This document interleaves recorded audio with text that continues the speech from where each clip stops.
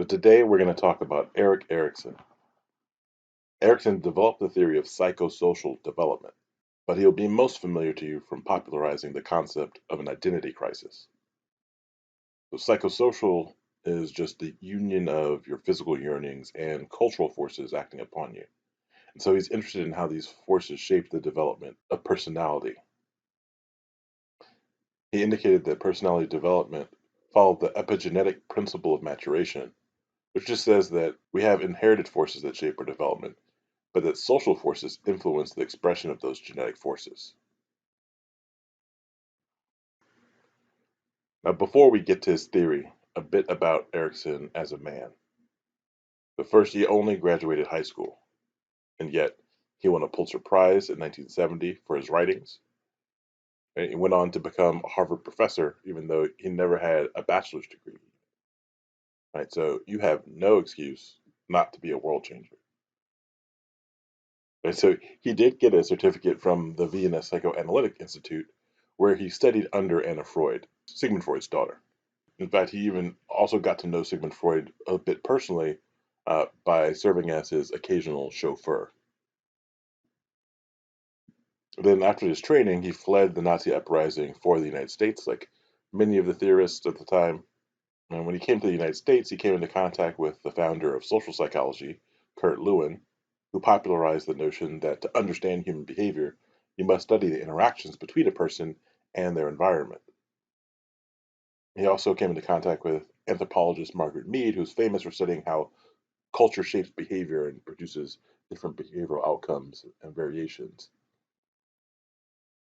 And so these influences both the psychoanalytic tradition, right, and the precursors for social psychological work led him to think about both the internal forces and our interactions with society as a lens through which to understand the development of personality.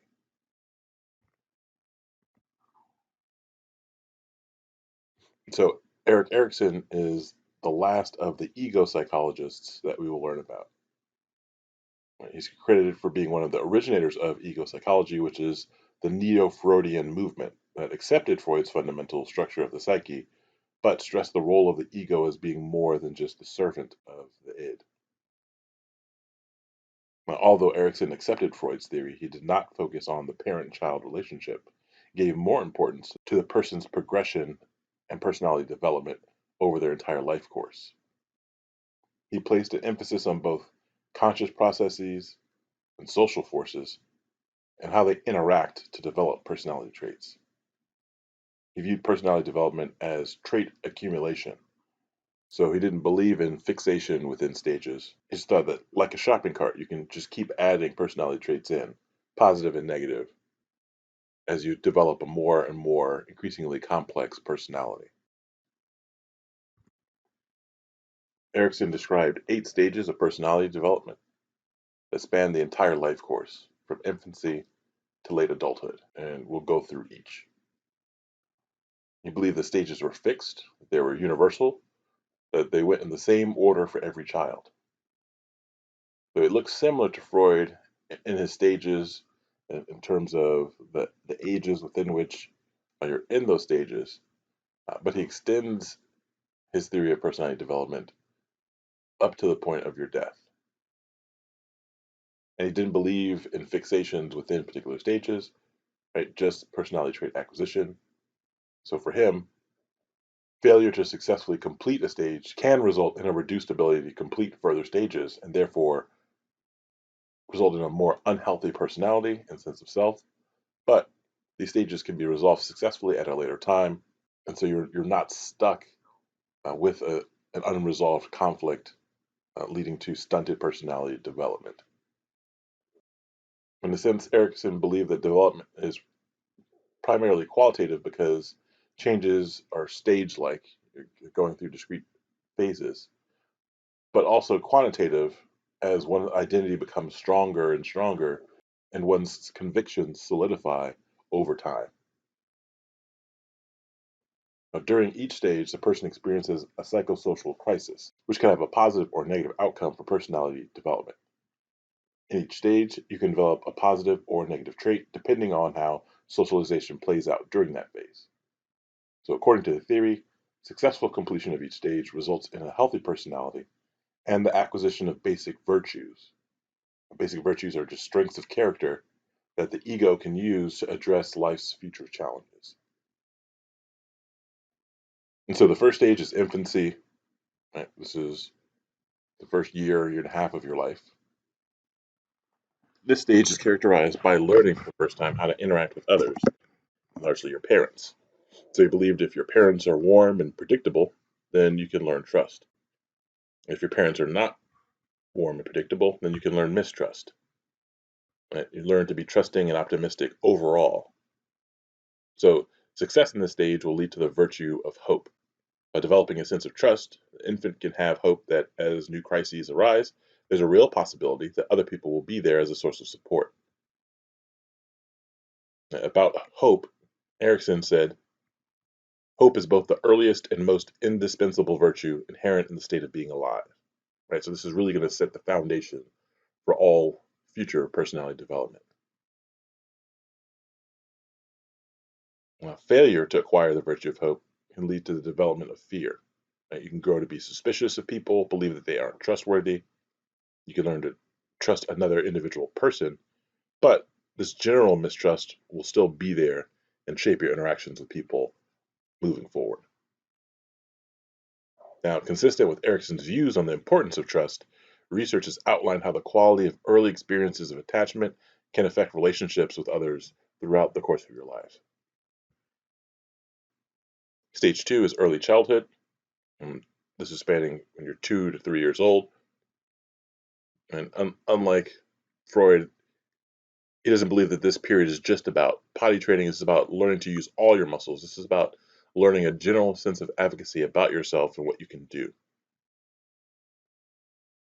Right? So if it goes right and you're learning self-efficacy, you might imagine a child going out into the backyard, looking back at their parents, getting encouragement. So they go out and they explore by themselves. They come back, parents watching them, but the parents fine. Right? They're not nervous. But if you're overprotected, it might be held back. Right? Your parents are saying, "Don't go out there unless I'm there to watch. Don't go too far." Right? You're essentially being socialized not to trust in yourself to be able to explore without the protection of others.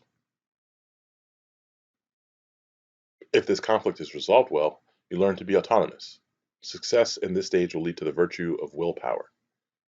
If children in this stage are encouraged and supported in their increased independence, they become more confident and secure in their own ability to survive in the world.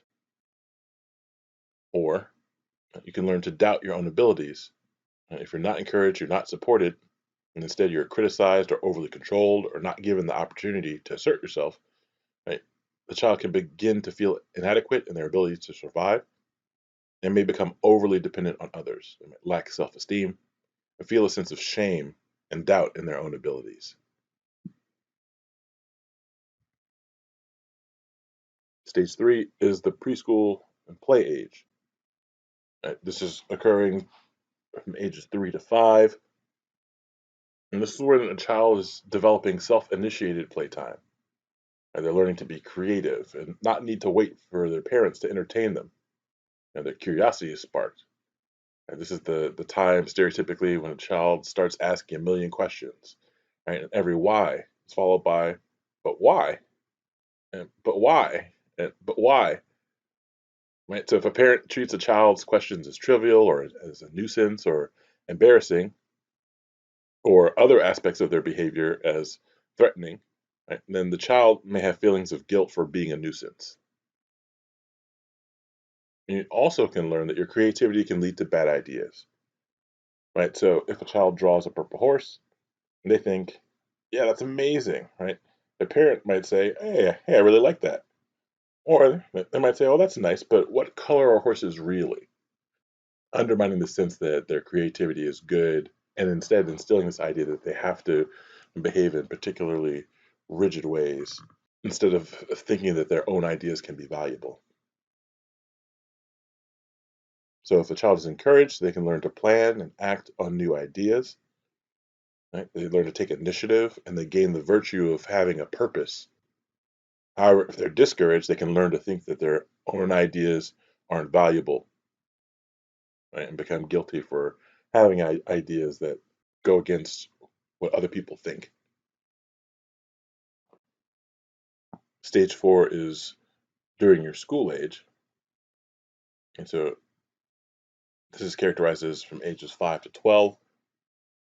Here in school, you begin to learn about society and culture, sports and math and technology, all kinds of things that are essential skills to survive in society. During this stage, your peers become greater influences than your parents as they expose you to different things than you learn at home. During this stage, you learn that your schooling and excelling at your schooling can help you into adulthood, set you up for a good life, or you can begin to fall behind others and see yourself as less good compared to others. So, success during the school age, right, can lead you to learn how to work effectively in a society. If children are encouraged and reinforced for their initiative, right, they begin to feel industrious, feel confident in their own ability to achieve their goals. Like they gain the virtue of competence. However, failure during this stage can lead you to learn to doubt your own ability to contribute to society. You can develop feelings of inferiority.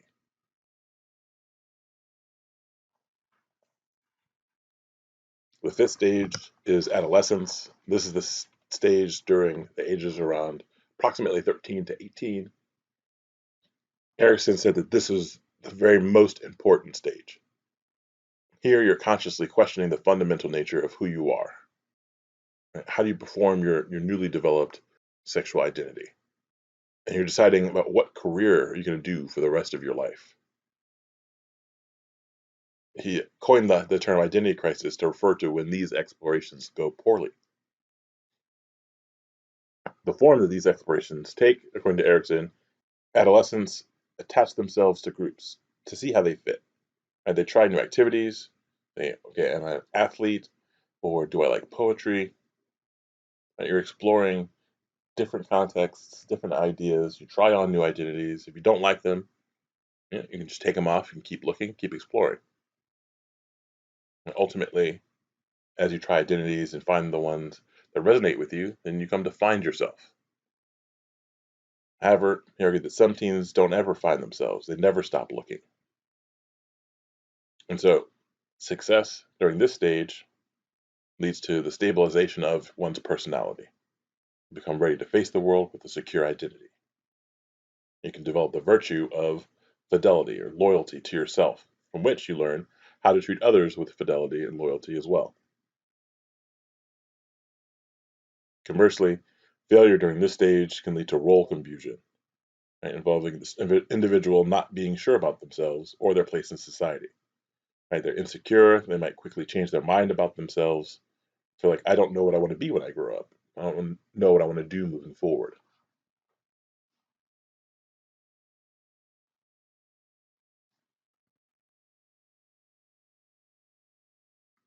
Stage 6 spans your early adulthood, ranging from approximately 18 to 40 years old.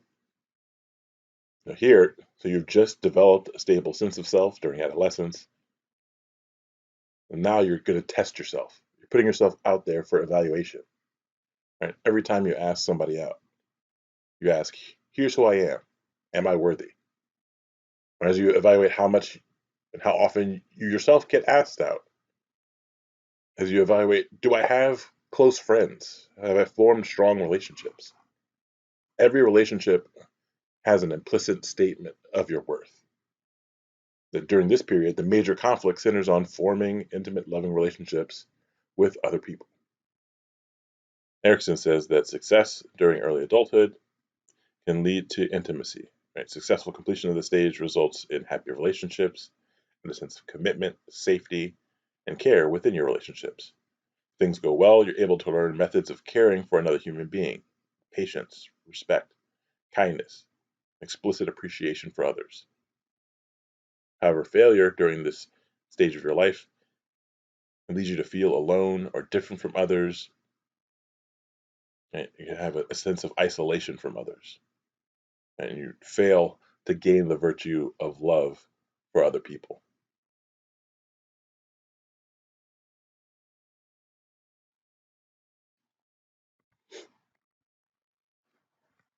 Stage 7 is middle adulthood, and this is spanning your 40s and your 50s.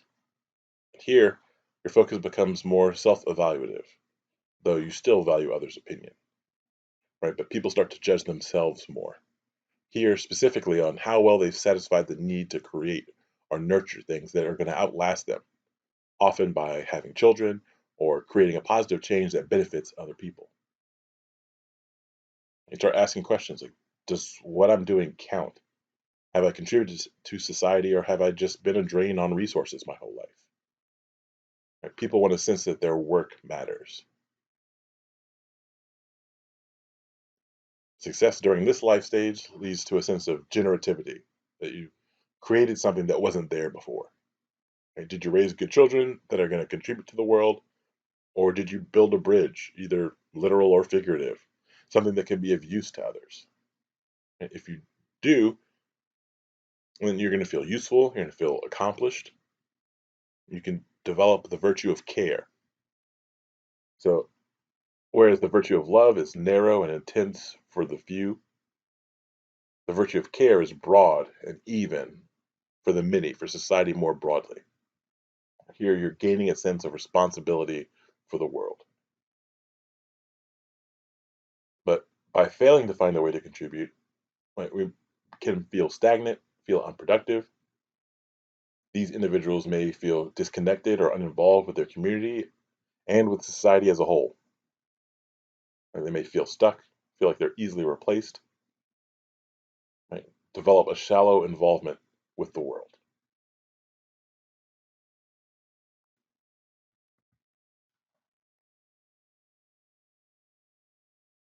Erikson's eighth stage is that of late adulthood. Here, death is no longer a distant possibility. You may start reading the obituaries of people you grew up with. And you're left to consider your own legacy, searching for a sense of fulfillment. So, if the last stage, middle adulthood, was about legacy building, late adulthood is about legacy evaluation. Did I live a meaningful life? So, success in this life stage leads to a sense of integrity. You have courage in the face of the inevitable. You develop feelings of dignity and broad fulfillment. And you gain the virtue of wisdom. Right? You can look back, know what was worth it and what wasn't worth it over the course of your life. However, failure at this stage can lead to feelings of anxiety at the thought of death, regret, bitterness, or even despair.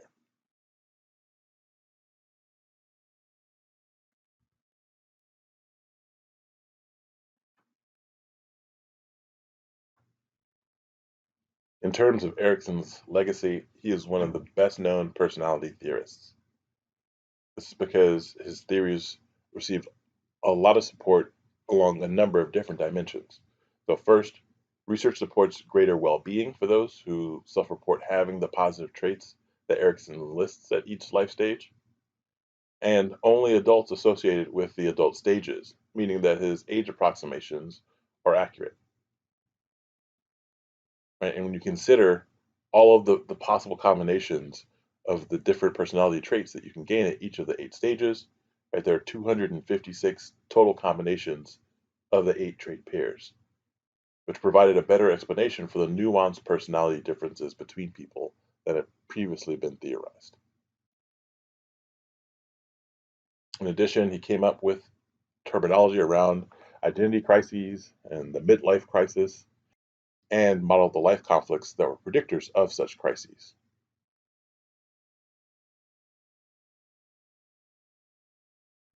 Crucially, he modeled personality development throughout the course of your life, including into adulthood.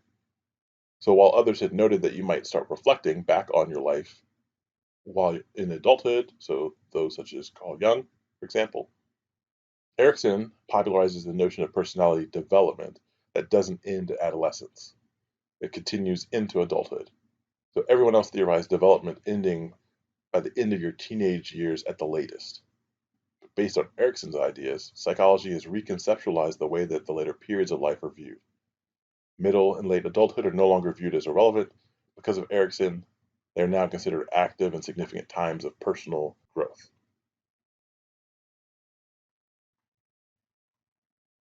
And lastly, he complements Freudian theory of subconscious conflict well with the theory of conscious personality development.